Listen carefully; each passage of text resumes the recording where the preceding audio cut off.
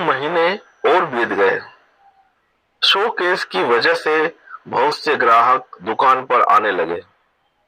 लड़के ने अंदाजा लगाया कि अगर वो 6 महीने और काम कर ले तो वह न केवल स्पेन वापस जा सकता है बल्कि 60 भेड़ें भी खरीद सकता है। 1 साल में उसका रेवड़ बढ़कर दुगना हो जाएगा और तब वह अरबों से भी व्यापार कर सकता है, क्योंकि अब वह उनकी अपरिचित भाषा भी बोल सकता है। चौक की उस सुबह के बाद उसने उरीम और धुमीम पत्थरों का कोई इस्तेमाल नहीं किया था, क्योंकि अब मिस्र जाना उसके लिए वैसा ही सपना था जैसा कि क्रिस्टल वाले के लिए मक्का जाना।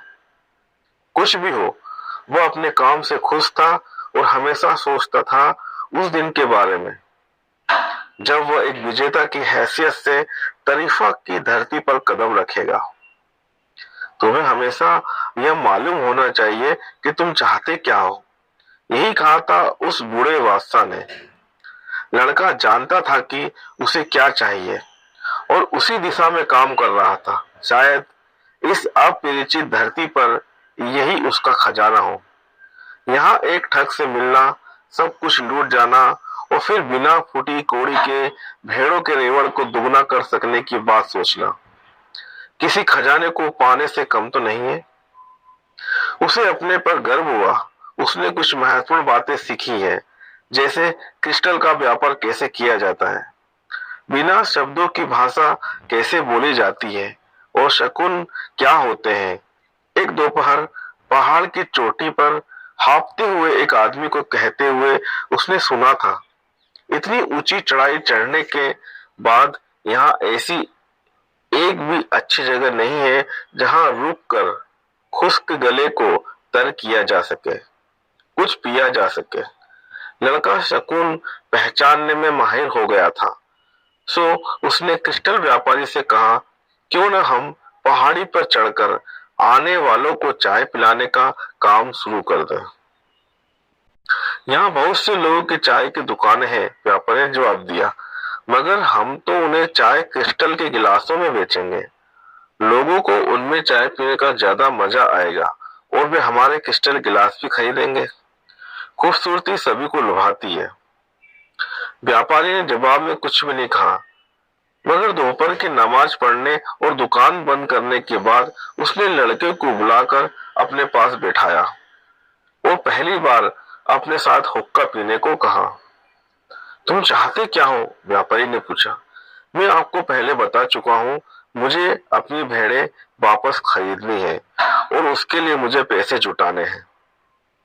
मेरे पास यह दुकान 30 सालों से है। मुझे अच्छे और बुरे क्रिस्टल की पहचान है और वह सब भी जानता हूँ जो क्रिस्टलों के बारे में जानना चाहिए। मुझे मालूम है ग्राहकों की शक्लें और आदतें। अगर हम ग्राहकों को चाय क्रिस्टल में पिलाएंगे तो दुकान का विस्तार होगा, तब मुझे अपनी जीवन शैली को बदलना पड़ेगा। तो क्या ये अच्छी बात नहीं है? मुझे तो अब इसी तरह रहने की आदत पड़ गई है।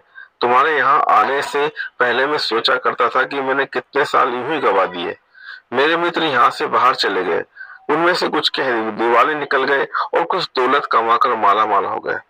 ये सब सोचकर मेरा मन उदास हो जाता था, मगर अब पीछे मुड़कर देखता हूँ तो लगता है इतना बुरा भी नहीं किया मैंने।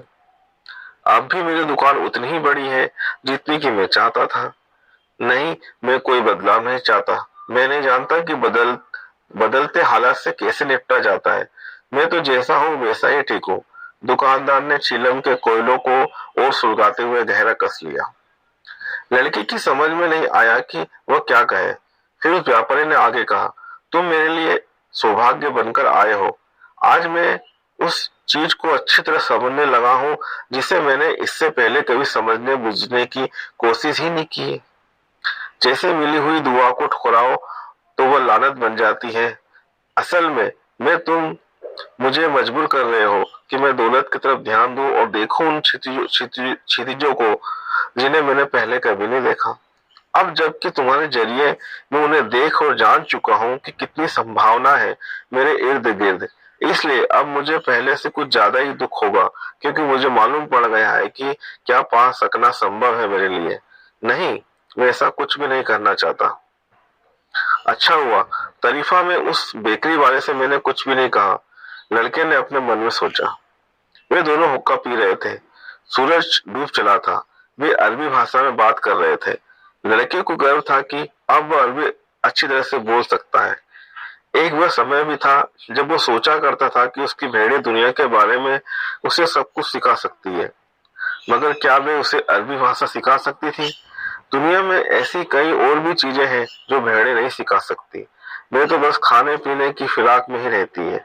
हो सकता है कि उन्होंने मुझे कुछ न सिखाया हो, लेकिन शायद मैं अपने आप ही उनसे कुछ सीख रहा था।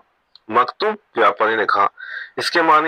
इसके मानी जानने के लिए तुम्हें अरब में पैदा होना पड़ेगा। व्यापारी ने लड़के के सवाल का जवाब देते हुए कहा। तुम्हारी भाषा में इसके मानी कुछ इस तरह होंगे, नसीब लिखा जा चुका है। चीलम की आग बुझाते हुए उसने लड़के से कहा कि वह चाहे तो क्रिस्टल के गिलासों में चाय बेच सकता है। कभी कभी दरिया का बहाव रोकने के लिए कोई रास्ता नहीं होता। आदमी पहाड़ी पर चढ़ते हुए थक जाते थे, मगर चोटी पर पहुंचकर उन्हें वह क्रिस्टल की दुकान दिखाई देती है जहां ताजगी भरी पुदीना चाय मिलती थी। वे क्रिस्टल के बहुत ही खूबसूरत गिलासों में चाय पीते थे। मेरी बीवी ने यह कभी सोचा ही नहीं, एक ने कहा, और उसने कुछ क्रिस्टल खरीद लिए। उसके यहाँ रात को कुछ मेहमान आने वाले थे, और जो इन क्रिस्टल के बर्तनों की खूबसूरती को देखकर प्रभावित होंगे। तो दूसरा बोला, क्रिस्टल के गिलासों में चाय पीने का आनंद एकदम अलग है।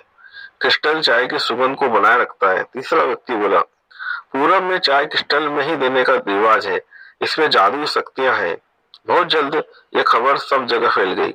अब लोग उस चाय की दुकान को देखने के लिए पहाड़ी चढ़ने लगे। वे जानना चाहते थे कि क्रिस्टल जैसे पुराने धंधे में इस दुकान ने ऐसा क्या नया कर दिखाया है। देखा देखी दूसरी दुकानों ने भी चाय क्रिस्टल में देना शुरू कर दिया, मगर उनकी दुकानें पहाड़ी की चोटी पर नहीं थी, इसलिए उनका धंधा मंदा था। अंततः व्यापारी की दो और नौकर रखने पड़े। उसने क्रिस्टल के साथ बहुत बड़ी मात्रा में चाय का आयात शुरू कर दिया। आदमी और औरतें बड़ी संख्या में उस दुकान पर आने लगे, कुछ नया देखने की प्यास बुझाने के लिए। और इस तरह कई महीने बीत गए।